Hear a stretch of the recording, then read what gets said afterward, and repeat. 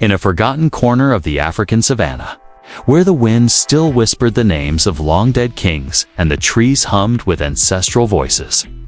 There lived a hunter named Kojo. He was not just any hunter.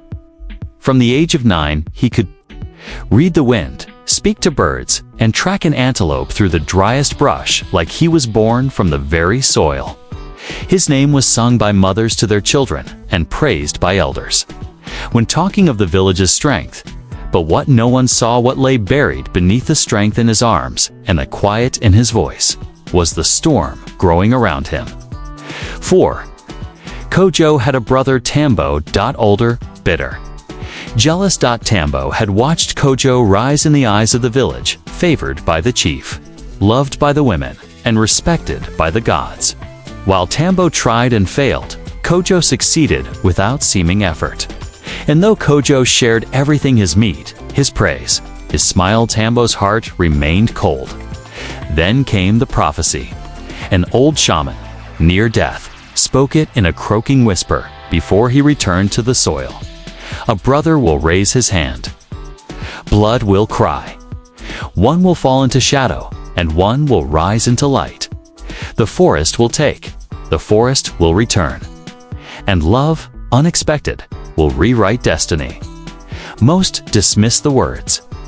But Tambo didn't, and Kojo, humble and quiet, never imagined that the very person he trusted most would become the knife at his back.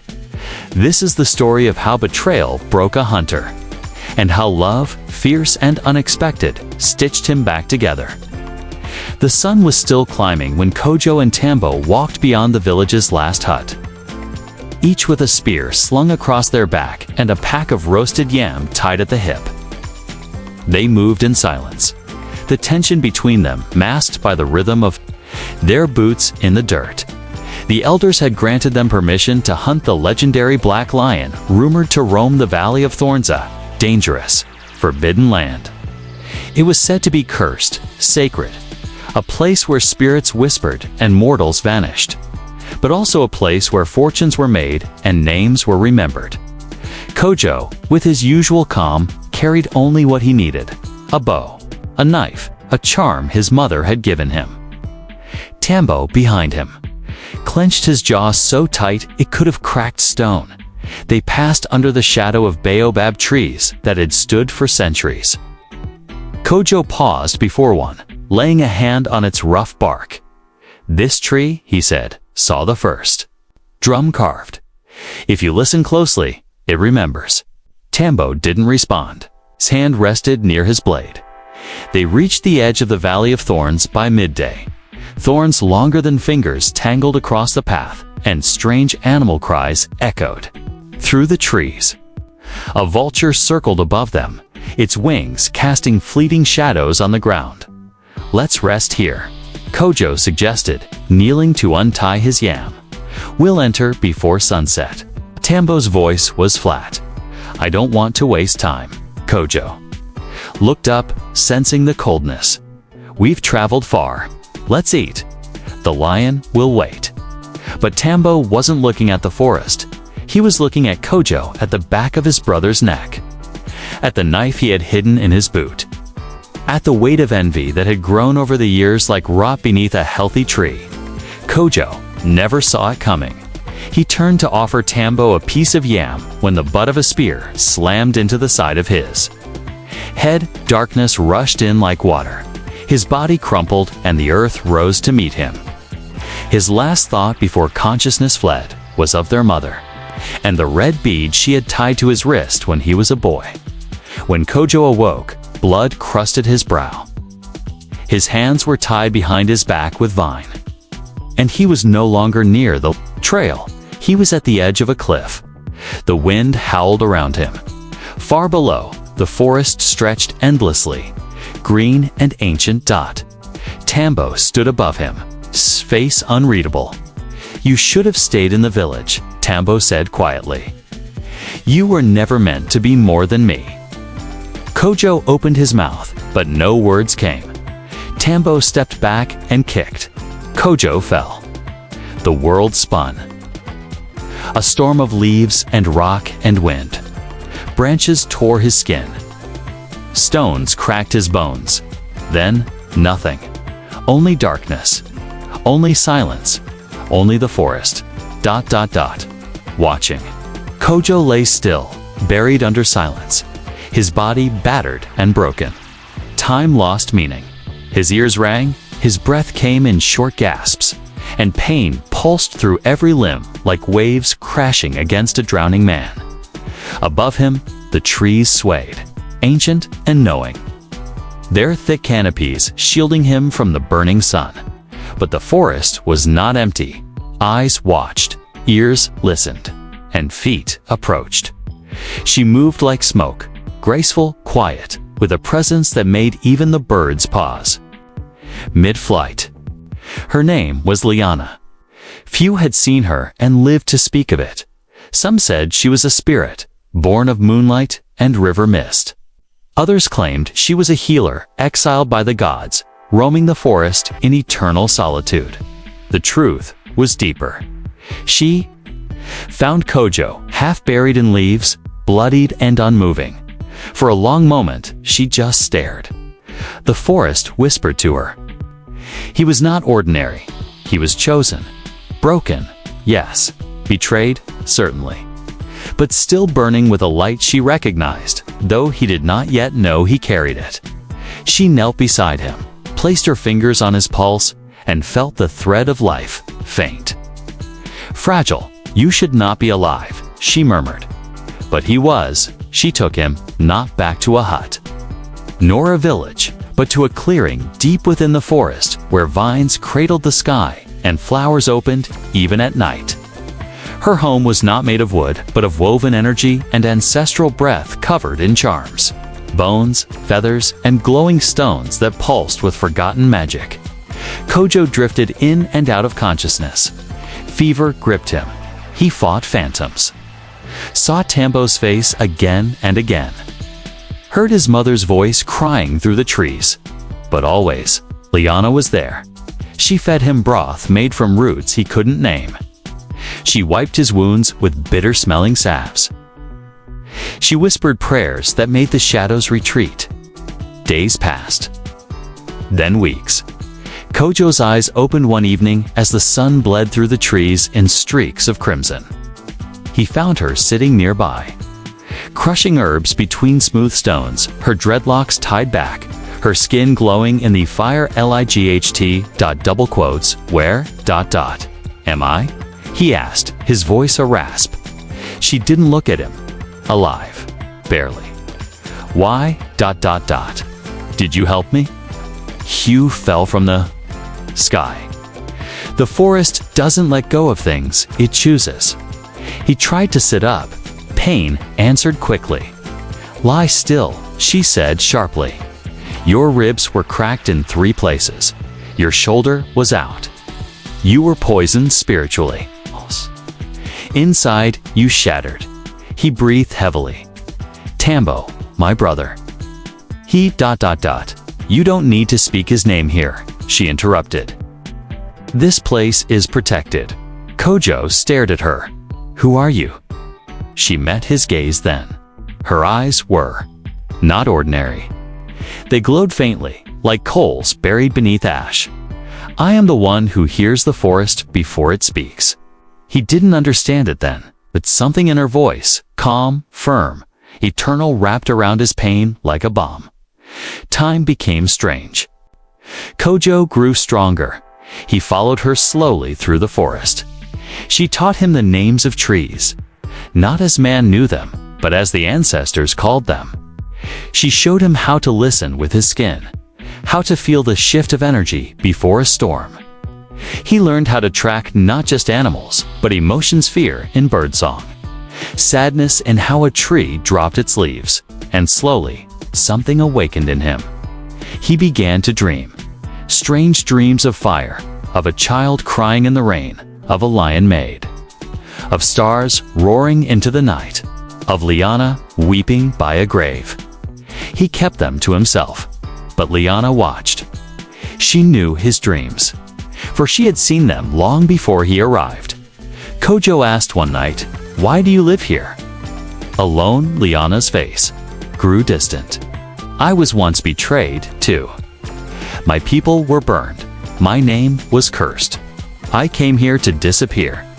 But the forest kept me, healed me, gave me something greater than revenge. Kojo lowered his head. I thought I knew pain, but mine is new, fresh. Yours sounds ... old. She smiled barely. Pain ages us all. But if we listen, it also teaches. Kojo stared at the fire. What if I can't forgive? Then you must become something greater than your hurt. He didn't sleep much that night.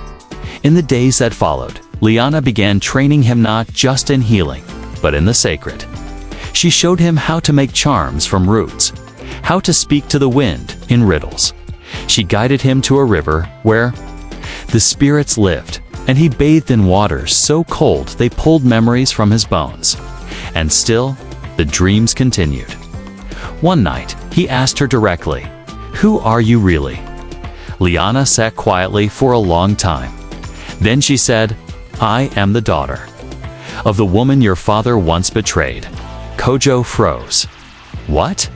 He took land that was not his. Banished my mother. Laughed as she begged before the chief. She died with my name on her lips.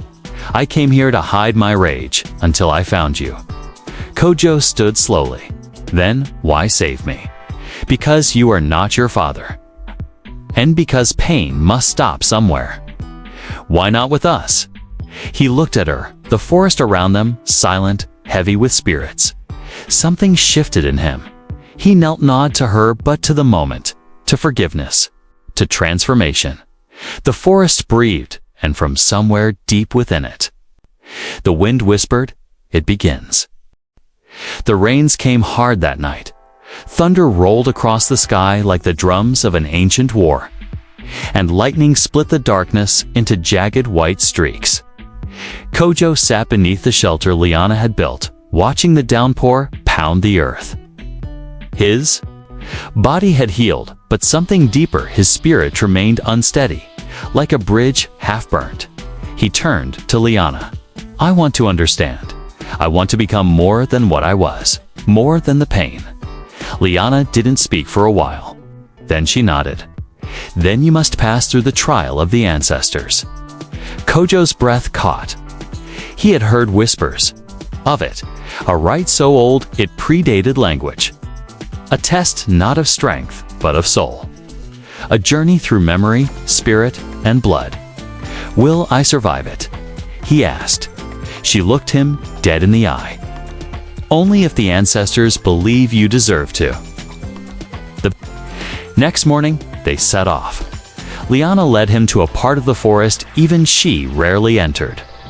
The trees grew denser, their trunks twisted like clenched fists. The air thickened with the scent of old magic. They reached a stone circle hidden behind a waterfall, carved with symbols older than the stars. "You must enter alone," she said. "No weapon, no charm, only truth." Kojo stepped inside. Immediately, the world changed. He found himself standing in a dark space filled with swirling mist. Voices rose around him, some familiar, others foreign, yet all spoke his name. Kojo, son of M single quotes, Baal ... bearer of pain, walker of two paths. Then the mist parted, and he stood face to face with his father, not as he remembered him, but as a young man, strong, arrogant, filled with fire. "You carry my blood," his father said. "But are you better than me?" Kojo clenched his fists. "I will be." His father laughed. "Then show me."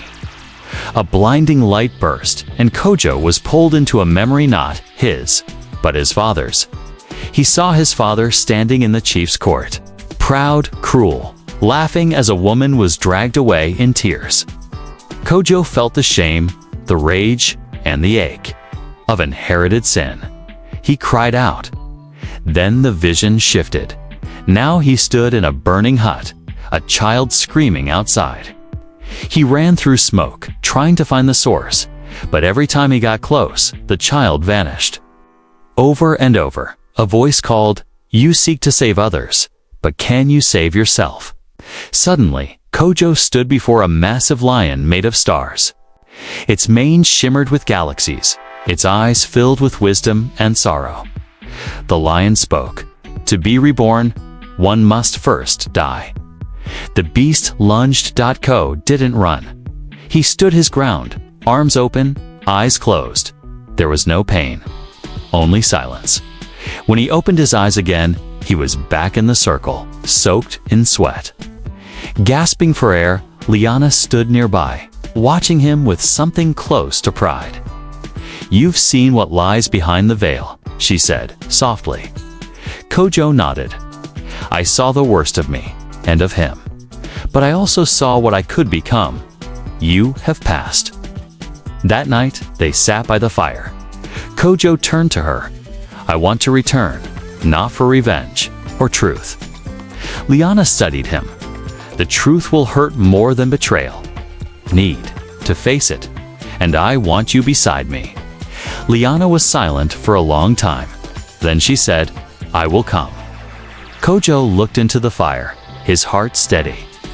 The man who had fallen from the cliff was gone. In his place sat someone new, scarred, tested, and chosen. And far off, in the village of Mbali, trouble stirred. Tambo stood at the head of the gathering square, wearing Kojo's bracelet, speaking lies with ease. But the wind shifted that night, and even he felt it. Something was coming.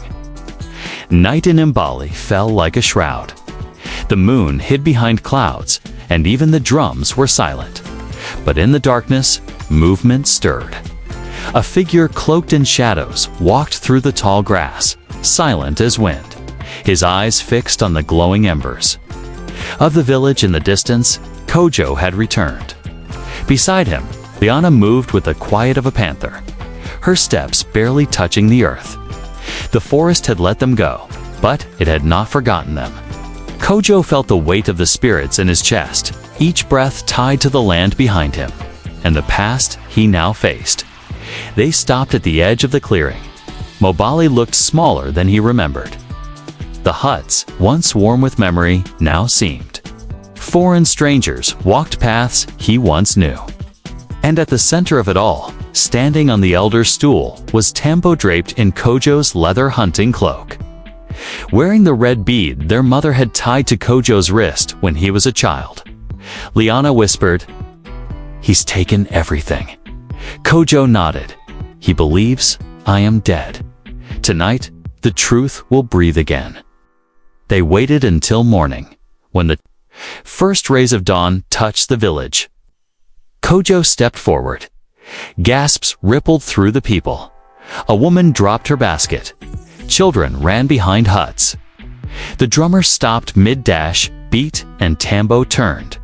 For a heartbeat, his face betrayed something: shock, fear, disbelief. But then he straightened and barked, "This is a spirit, a trick." Kojo stepped into the light. His body bore the marks of survival scars across his arms, a faint limp, eyes that had seen more than any man should. "I am no spirit," he said. "I am the son of a Defami. I am Kojo, returned not to claim what was stolen, but to reveal what was hidden." Murmurs spread. The village elder, old and bent, stepped forward with his staff. "If you are Kojo, prove it." Kojo reached into his pouch and pulled out a carved tooth shaped like a lion's fang. Passed down from his grandfather. "I buried this under the baobab when I turned 12. Dig, and you'll find it." They dug, they found it. Silence fell. Tambo's face darkened. "Even if it's him, he left us. He turned his back. I kept this village alive." Kojo looked at the people. He pushed me from the cliffs, bound me in vines, left me to die like an animal. A shout rose from the crowd. Someone cried, "That can't be true." Kojo turned to the elder. "Let the spirits decide. Let us speak truth beneath the tree of witness." The elder nodded, And so, that afternoon, the village gathered beneath the great tree of witnesses, sacred place where no lie could survive. Where justice was demanded not by men, but by ancestors. A ritual was prepared. Kojo and Tambo stood opposite each other, hands bound with vines, barefoot, eyes locked. The shaman, a woman with gray dreadlocks and skin like old bark, began the rite she called the ancestors. The wind changed. The leaves rustled with voices only the spirits could hear. And then, one by one, visions appeared floating between the brothers' scenes of the past, unraveling like smoke. They saw Tambo striking Kojo. They saw him dragging the body. They saw his lies to the villagers. The smug smile on his face as he wore Kojo's cloak and claimed his victories. Gasps rose. Mothers turned their faces. Elders lowered their heads. Tambo trembled. "No," he shouted. "I did what I had to. It was always favored, always first." Kojo's voice was calm. "And so you tried to bury me?" Tambo dropped to his knees. I only wanted to be seen." Kojo walked forward, hands now free. He stood over his brother, breathing hard. The village held its breath, and Kojo said, "I forgive you, but I will never walk beside you again." He turned to the elders. "I will not take the stool. I have another path now. Let a new leader rise, one chosen not by blood, but by truth." Liana stepped forward then, her presence radiant, her voice clear. "I have watched him walk through fire. I have seen him suffer and refuse to hate. He is not just a hunter. He is a bridge between the wounded and the whole." The elder raised his staff. "Then let this be known. Kojo has returned. Not to rule, but to remind us who we must be." Cheers rose, some in relief, others in awe. Kojo helped Tambo to his feet and handed him the red bead. "This was never just mine. It belonged to the child we used to be." Tambo wept, and Kojo walked away, his back to the past, his heart open to what lay ahead. He and Liana left the village before dusk, stepping once more into the forest's embrace, not as fugitives, but as seekers of peace. The forest welcomed them like an old friend did, trees swaying gently as if bowing to the return of the ones who had listened, endured, and changed. Kojo and Liana moved quietly, their feet tracing the path of peace. But this time, they were not escaping the past, they were stepping into their future. Days passed, and the forest began to bloom in ways even Liana had never seen before. Flowers unknown to her appeared near their clearing. Animals that once hid now came close. It was as if the land itself had shifted in their presence, recognizing them not as intruders, but as guardians. They built a new home, not from wood and stone, but from intention and healing. Kojo shaped the ground, carved wooden beams from trees that gave themselves willingly. Liana hung charms and whispered blessings into every corner. The house stood at the edge of the river where they first met, half surrounded by water, half by trees protected by the spirits that had walked with them. One night, while sitting under the stars, Kojo looked at Liana and asked, "Do you ever wish we'd met before the pain?" Liana smiled softly. "If we had, you would not have seen me. You were a different man, and I was a shadow of myself." He nodded. "So this, all of it, ... It was the path we needed." She reached over and took his hand. "Not all love begins in joy. Some begins in fire." Seasons changed. Travelers, wounded and weary, began arriving at their clearing. Word had spread of a place where broken souls found rest. Kojo and Liana welcomed them, no questions, no judgments. Only food, healing, and the quiet power of listening. Children came too, often orphans or lost, and Kojo began to teach them the ways of the forest. How to track the wind, how to read silence, how to move through pain and into purpose. Then, one early morning, before the sun had climbed over the trees, a soft cry broke the silence. Liana held a newborn child to her chest, tears slipping down her cheeks. Kojo stood beside her, unable to speak. A daughter, the firstborn of two bloodlines once divided by pain, now united in love. They named her AIDS, U.A. It meant born after war. As the child grew, it became clear that she carried more than their blood. She carried wisdom. She saw things others couldn't. She walked with spirits before she could speak. She healed a bird with just a touch.